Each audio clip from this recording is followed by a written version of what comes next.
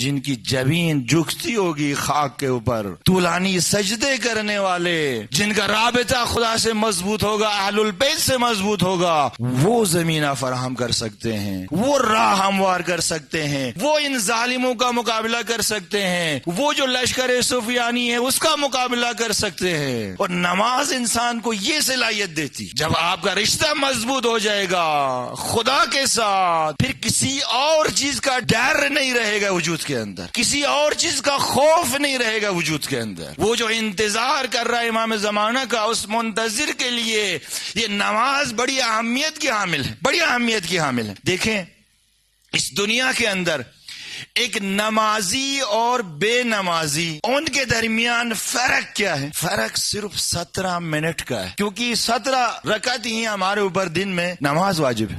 17 رکعت، ایک رکعت 1 منٹ اگر آپ لیں تو 17 منٹ۔ لیکن قیامت میں جنت اور جہنم کا فرق ہے، جنت اور جہنم بہت بڑا فرق ہے۔ عزیزو، نماز کے لیے خصوصی اہتمام کریں، کیونکہ نماز یہ شیطان کی کمر کو توڑتی ہے۔